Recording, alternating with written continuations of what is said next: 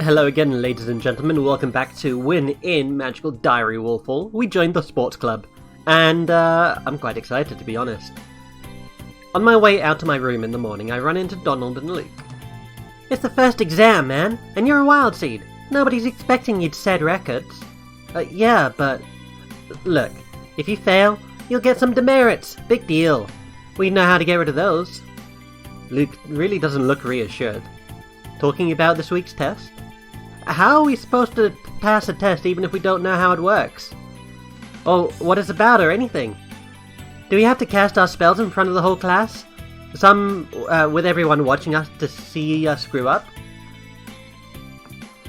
Come on, I've seen you cast in class just fine. Sometimes. If I knew exactly what I had to do, we could practice. I am messing up these sentences, I apologize. I'm getting into the swing of things.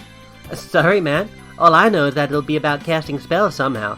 William said telling us anything wouldn't be fair.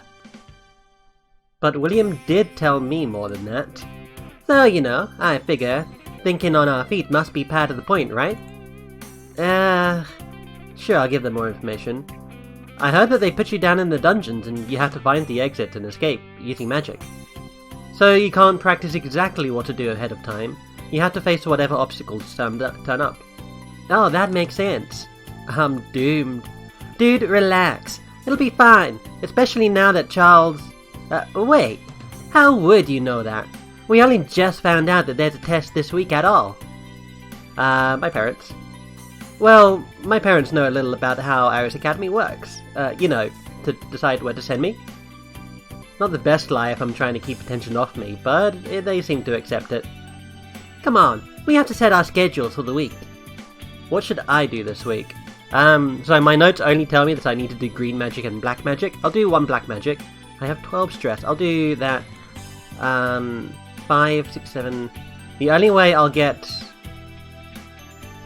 Okay, sorry, no. My notes are telling me to learn a green magic spell, so I'm just gonna go full-blown with this green magic this time. Success. That's good. Another success. Excellent. We failed one. Okay, 8. What is this? Oh, this isn't the exam yet. Hey, Charles! Grabby's holding a review session for the exam tonight. You wanna come? Are you all going? It's optional, but why pass up a chance to learn something extra? I'm going because they're going. And I have an idea. For your next detention? Don't ask and I won't tell. Should I go with them? Sure, let's go. Yeah, my notes don't say anything otherwise. I don't think it matters either way. Nervous freshmen are crammed in cheek to cheek, whispering vague guesses about how tomorrow's exam process will work. From what I can hear, most don't even suspect the dungeons will be involved. I'm far ahead in terms of planning. I probably shouldn't even be here. I'm taking up space and there's not much to go around. But before I can manage to squeeze out, Grabiner makes his appearance. Open your notebooks if you have them.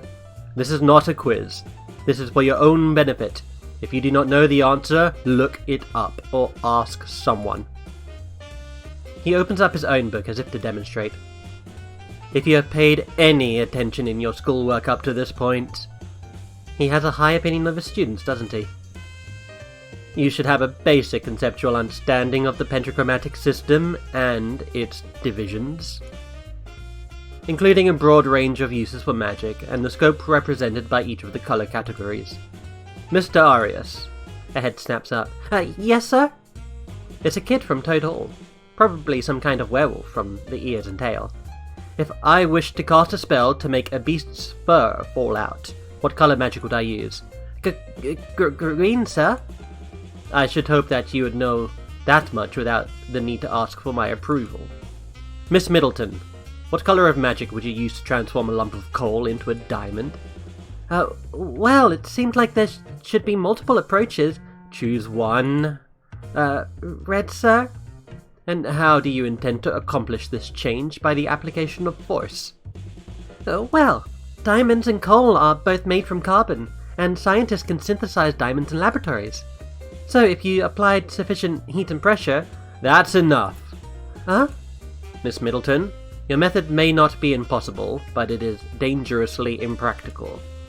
Attempting to summon that level of energy would melt the flesh from your bones. Oh. Can Americans really turn coal into diamonds without magic? Before I can think too long about that one, he has turned his gaze upon me. Mr. Wynn, what color of magic might you use to send a message to a fellow classmate? I can feel people looking at me. Am I expected to show up or to play dumb? What color should I pick? To send a message, first one is obviously white. We could possibly also use blue. Green magic, I'm not sure. I can't think of a way to use green magic. You can leave a message in plants, perhaps, I don't know. Black magic will do white magic. Explain. I could ask a spirit to deliver a message for me. An interesting idea, if perhaps a dangerous one. He continues in this vein, putting individual students on the spot to answer questions about the applications of each colour of magic. Suddenly his voice cuts off in the middle of a sentence. Mr. Danson! Yes, sir? As you do not appear to have need of these revisions, you are excused. You may find more challenging material to occupy you this Saturday in detention. Yes, sir. He leaves the room. Whatever he was planning, it doesn't seem to have worked. I hope this revision turns out to be worthwhile. It is somewhat tiring. I might have mentioned this in the previous playthrough, but I do love how it's never explicitly revealed what Donald is doing. It might be revealed if you go down some other path, but this is all the information we get on many of these paths about what Mr. Donald Danson was doing here. But we do gain extra stress and we gain some smarts. Alright, there's a knock on the door. Joyous morning to you, Charles. Good morning, madam. I've come to deliver the exam schedules. This is a solo exam, so each student has a separate time slot. Report to the listed rooms at the time indicated to receive further instruction. We don't report straight to the dungeons. Have a lovely day. She continues down the hall to the next door. Well, according to the schedule, I'll find out how it all works this afternoon after class. Can I get 2 points?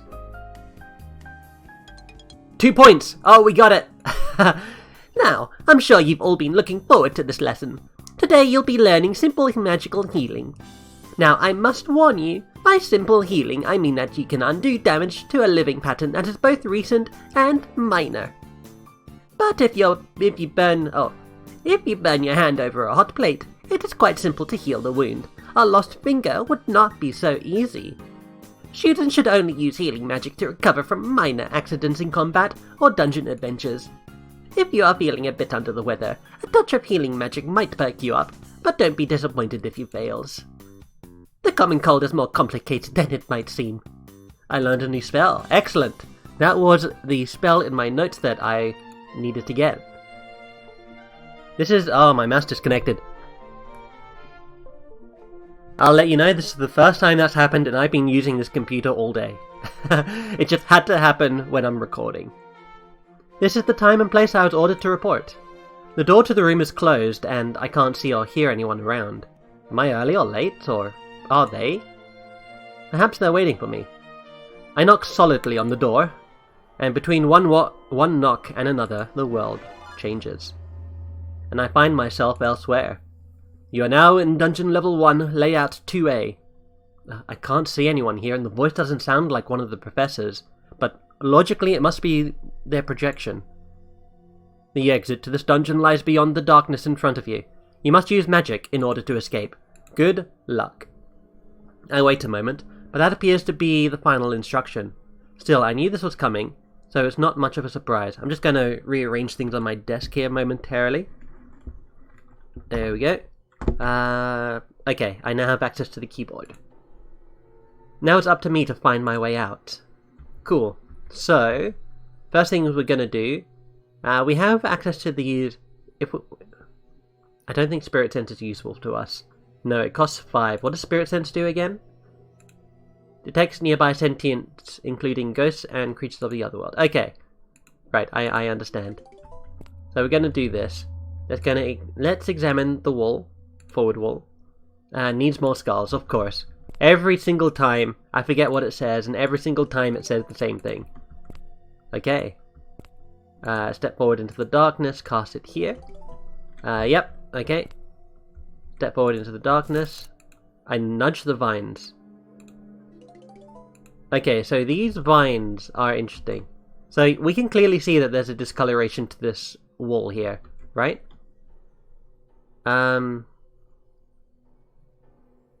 If we use... Let's try use heal on the vines. The vines look better. Really. Are you sure about that? Examine the vines. Climb the vines. What?! Oh my god! I'm sorry for that exclamation. Oh my god. Oh, I did not expect that to work, I'll be honest. For the past several playthroughs, I've been trying to figure out how to climb those vines. I did not realize that if you heal them, it will allow you to climb up them. That is insane. Oh my goodness. I did not expect that. Congratulations, Charles. For succeeding in your quest, you receive 5 merits. I hope you enjoyed putting your skills into practice. Now, if you'll excuse me, I have another student to look after. Well, that's done.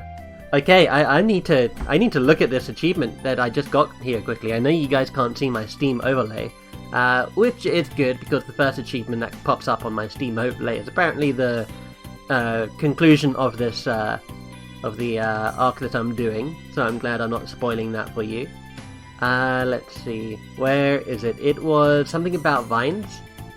Up and away, I think. Oh, I'm not seeing it here. Maybe it's gonna take a while before it pops up in my Steam list, I suppose? I don't know. Yes, there we go. It's called Up and Out. You exited the first exam by climbing the vines. Apparently it's still grayed out for me, but I'm assuming that's a synchronization problem. Anyway, so how'd the exam go? No sweat, right? Oh come on, it was easy. Oh, what went wrong? I dunno, I was just having trouble getting my spells to come out, and I knew I needed light, but sometimes nothing happened. And then when I was trying to follow the breeze, I got mixed up and I blew up the wall. What? The one with the secret door? Yeah. So no problem then, you passed. Yeah. You didn't have any trouble, right, Charles? Nope.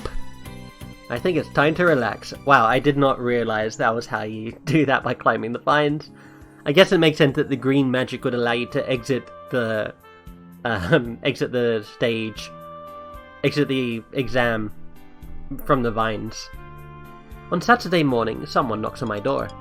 I get dressed and I pick up my allowance before I answer it. When I stick my head outside, at first I don't see anyone there. After a moment, I spot William down the hall talking to Luke. Something to do with the Grabinator. Don't call him that. A Grabster? A Gripper Grabber, Mr. Spooky? If you're not careful, you'll be joining him. He notices me and then nods in my direction. Right. I gotta go get ready. See ya. Luke heads back into his room and William walks over to talk to me. Hey Charles, I was planning to buy a dessert at the mall for my sister to celebrate her first exam. I came by to invite Donald, but he's got detention. Anyway, you're welcome to come join us if you like. I'll see you around. He waves a hand and goes on his way. What should I do today? Let's see. Well, we've already done freshman initiation. Apparently, my notes here says finish the first episode at conversation about the dungeon. Oops. I believe this is episode 3 now of this, no, this is episode 3 in this. Okay, I get it. Sure, why not? Let's go to the mall. Let's see what's going on here. Let's go to the food court. The American food court is a collection of booths and tables in the center of an open space, surrounded by different food counters along the walls. I spot William at a table with his sister and her roommate and head over to join them. On the table is what looks like a cake or a cookie, but it's more the shape and size of a pizza. The dough is stuffed with chocolate chips, and the word congrats is scrawled upon it in white frosting. I thought we should celebrate you passing your first exam, V. Ah! She gives him a big hug, her heels lifting off the floor. And you too, right, Ellen? Facing unknown challenges with nothing but your magic? You're a real witch now. Thanks. I hope you don't mind my freshman joining us. Does that mean I get less cookie? Yes, you glutton. Have a seat and dig in, kids. The cookie is split into quarters, and then split again when Ellen gives Virginia most of her share. Stress is reduced by 5. Oh, we are so stressed. Whoever thought that exams would do that to you? I certainly didn't, and I've been at university for over 5 years, I suppose. Anyway. On Sunday, the sports club gathers in the gym for their first meeting. It looks like the members are mostly horses and wolves. Donald and Luke aren't here, of course, but I see Jamal and Mikey, who share the room, the next room down from them, and several older wolf boys. Balthazar is here as well. This must have been what he was trying to sign up for that day. There's a teacher sitting on the stage, an athletic-looking woman wearing a feathered cape. Man, I love her design, just throwing that out there. If there are any future games to this, which I sincerely hope there are, I want more of this character. When she raises a hand to brush back her hair, I notice that her fingers are clawed. She must be a lechuza, an owl witch. Is she the gym teacher? So a lechuza is a stock of owl witches most commonly found in Mexico or the southwestern states. At night they can shapeshift into the form of birds. By custom, male lechuza also referred to as owl witches rather than wizards. Very nice. Virginia steps up and claps her hands. Hey everybody, welcome to the sports club. I've counted up all the surveys people handed in. Well, actually Ellen did the counting. Her roommate looks up for a moment, then hunches her shoulders, trying not to draw attention to herself. And it looks like soccer's the all-round winner, so that's what we'll be playing on most weeks. Not every time, but if we want to work on our skills, we need to try out different positions and teams and learn how everyone plays. This is our first time, so don't worry about it being balanced. Just have fun. Professor Van Brun, did you want anything to add? What? No, you're all doing fine. Carry on. She looks away, twisting a bit of her jewellery back and forth. Right. Now, let's get out there and show that we don't need magic to kick some butt. We split up into two sides. Two of the born witches haven't played football before. Oh, sorry, some of the born witches haven't played football before, so we quickly go over the rules. The game is going well until... Oh no! The ball I kicked slammed into the side of a girl's head. Ow? I look up to see if the professor will step in, but she is nowhere to be seen. She must have left the gym while we were playing. Are you okay? I'm fine. It was my fault. I wasn't paying attention. I'm sorry. Maybe you should sit down for a minute. Well, at least she's being a good sport about it. Still, the middle of the game is no time to get distracted. She wasn't really invested in that, huh? I'm not sure if her favourite sport was mentioned yet at this point, I can't remember. But I do feel like there is a way to get us to play that sport in this, in the sports club. But sadly, I believe I've already passed that checkpoint, and now we're playing soccer. Afternoon, Sunday. As I'm coming back to my room on Sunday afternoon, I hear a loud burst of laughter coming from inside Donald and Luke's room. Do I even want to know what's going on in there? Sure. I am curious, so I knock on the door. Hey guys, what's so funny? The laughter cuts off, followed by a loud thump. I can hear a faint ow. Guys? The door opens and Luke limps outside. Shh! Are you okay? I just tripped. What's going on in there? We can't talk about it. It's a surprise. Right.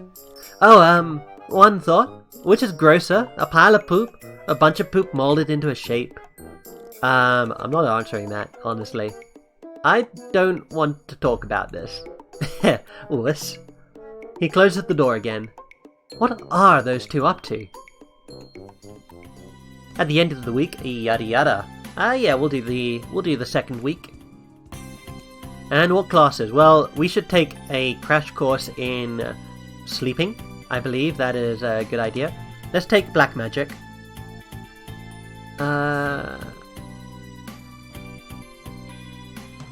Okay, yeah.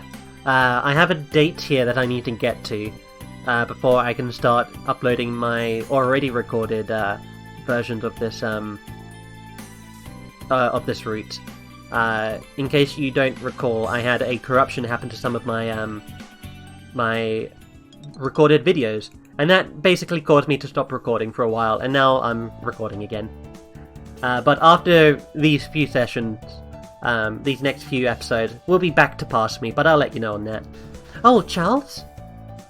I turned to see Professor Possum smiling at me. There you are, dear. I need to speak with you for a minute. Now that you've all had time to settle in and get to know each other, we'll be holding class elections. Officers will help organize events throughout the year and perform other tasks to keep the school running smoothly. Now, I know your family is very eager to see you hold a leadership position at Iris Academy. But you will have to win the election of your own merits.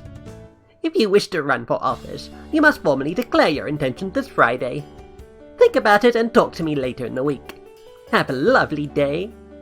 She leaves. Alright. As I'm coming out of my room in the morning, I hear voices down the hall. Horse Hall are up in arms, and I don't want this to escalate into a full-scale war. A prank war? Oh, that could be fun. William shakes his head. You're a smart kid. I know you can do better than this. You don't know anything. He closes the door, and William sighs. Oh, at that point he notices me watching. Charles, can we talk for a bit? I need a favor. Well, I don't need it. You don't have to. Just might solve a problem. What's up? Let's go into your room if you don't mind. I shrug and lead the way. You know how you know Virginia's roommate Ellen, right? Do you like her? Sure, why not? She's alright. I don't know her well, but she seems nice. We're in sports club together. She's a good kid, but she's shy, and she's a wild seed. I'm worried that makes her vulnerable. There's a Falcon Senior, Damian Ramsey. He was Ellen's senior during initiation. I think back to the seniors I had to memorize during initiation. Damian was the blue-skinned devil, wasn't he? I would have chosen her myself, but I had other obligations, because he was required to look after me. Damian is, trouble. He's exactly the kind of guy you wouldn't want around your little sister. He's got a reputation for treating people like belt notches, or worse. I think he's playing games with her, and I'm afraid she might be falling for him. So, what's this got to do with me? She's a nice girl, innocent. I don't want her heart broken by the first bad boy to pay attention to her. I was hoping that maybe someone else could come along to distract her. Someone like you. What? I don't mean anything underhanded. I don't want you to pretend you like her. That would be just as bad as Damien. But if you spend a little time with her, got to know her, maybe you'd get along. Even if it's just as friends. And if things develop naturally, that would be nice for both of you. Why me? If you want to distract her, why can't you do it?